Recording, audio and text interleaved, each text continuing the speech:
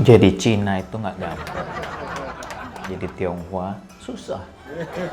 Karena ada tuntutan nih, stereotype bahwa Cina itu harus kaya, harus sukses. Sering sekali orang Chinese atau Tionghoa, gue Tionghoa kalau mungkin pada nggak tahu, punya stereotype bahwa anak-anaknya itu atau orang tua atau orang Cina itu biasanya businessman atau misalnya dokter atau pengusaha, sesuatu yang akhirnya berhubungan dengan kaya atau duitnya lumayan. Nyokap adalah seorang Chinese Indonesia. Dia dilahirkan dari generasi pertama yang lahir di Indonesia. Jadi nenek gue itu dari Cina Selatan naik kapal sampailah di ujung Pandang, sekarang Makassar, dan menjadi imigran di sana. Dan nyokap adalah generasi pertama dan gue adalah generasi kedua yang lahir di Indonesia.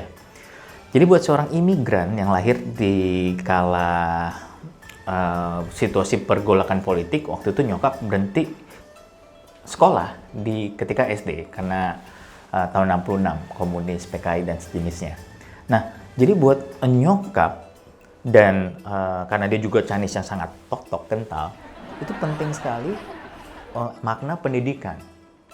Dan akhirnya karena menjadi kaya adalah suatu yang Cina banget, itu nyokap selalu mengharapkan anak-anaknya supaya menjadi dokter atau enggak pengusaha yang sukses, yang kaya raya. Nah akhirnya kakak gue berhasil masuk dokter, dan gue karena nggak begitu pintar atau bukan nggak begitu pintar ya, bandel pas SMA, gue masuk IPS dong, nggak mungkin bisa masuk dokter. Mau masuk ekonomi gue juga nyadar susah banget ya, karena nyokap tuh cuman pengen anaknya masuk UI doang, Universitas Negeri. Nah akhirnya gue daftar dan keterimanya hukum dong. Gue ingat banget pas ospek minggu pertama itu ketika kita di baris di anak-anak hukum, kok nih dikit-dikit amat nih ya yang mukanya mirip gue gitu. Tapi ketika ngelihat jurusan ekonomi atau kedokteran atau kedokteran gigi, no banyak bejibun. Bangsa gue tuh, ras gue tuh. Ya, cuma dikit di hukum. Cina itu harus ulet. Dari kecil tuh ditanamkan nyokap gue, mami. Lu harus sekolah yang pintar. Kalau bisa 10 besar. Lu harus jadi dokter. Lu harus jadi pengusaha. Lihat nih, AI yang ini atau uncle yang ini kaya. Dia anaknya dokter dan selalu membanding-bandingkan. Nah, ketika gue pengen jadi seorang sineas, nyokap sineas, emang ada duitnya? Filmmaker, emang ada cuannya? Enggak. Nah, jadi memang dari kecil atau sebagai seorang imigran atau Chinese memang ditanamkan dari kulturnya itu memang harus kaya. Misalnya, Imlek. Terima kasih buat Gus Dur di tahun 2001 mengeluarkan keputusan Presiden nomor 9 tahun 2001 tentang Imlek sebagai hari libur nasional. Sering sekali kita bilang Gongxi Fatcai. Gongxi atau Gongxi Fatcai yang artinya Gongxi congratulations, selamat, Fatcai cepet kaya, be rich, be prosperous. Nah, dari Gongxi Fatcai aja kita pas tahun baru aja bukan bilang selamat tahun baru tapi bilang selamat cepet kaya ya. Nah, itu aja udah nunjukin bahwa memang dalam tradisi Cina itu kita harus kaya. Nah, tapi juga selain itu kita juga ngomong Xin Nian Kuai Le, Happy New Year, selamat tahun baru. Tradisi lain yang juga menunjukkan bahwa kekayaan itu sangat penting adalah tradisi Chungbeng atau Cengbeng atau Chungbeng.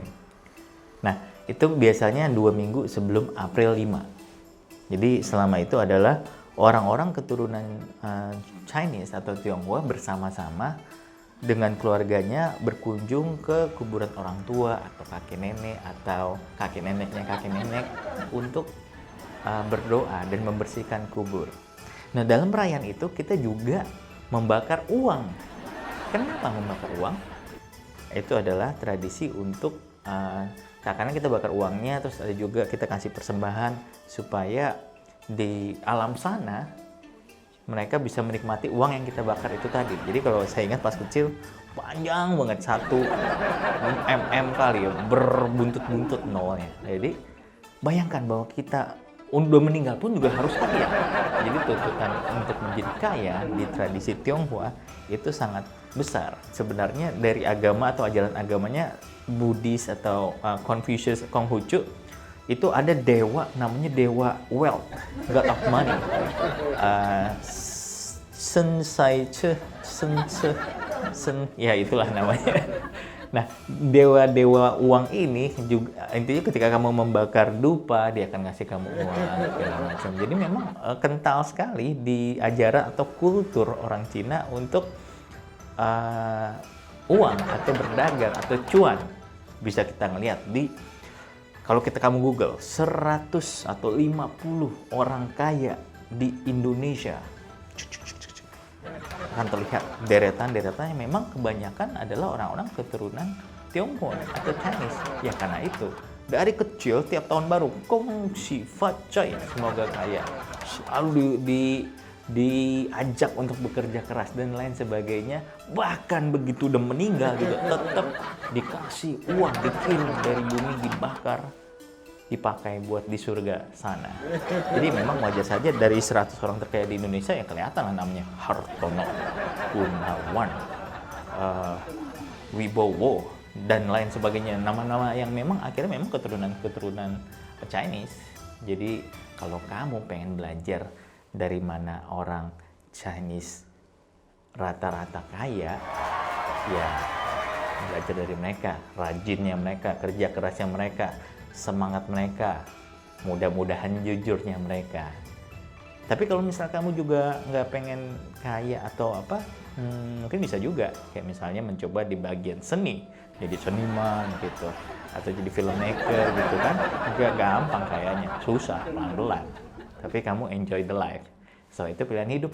Dan ketika pandemi ini, kamu mungkin akan berefleksi, maunya kamu tuh kaya atau living your life, atau hidup untuk dirimu sendiri dan being passionate dan bergairah terhadap apa yang menjadi tujuan hidup kamu. Itu pilihan kamu, tapi yang pastinya stay tune terus di channel ini, jangan lupa subscribe. Thank you. Bukan nggak pinter, tapi susah loh ternyata. Dang.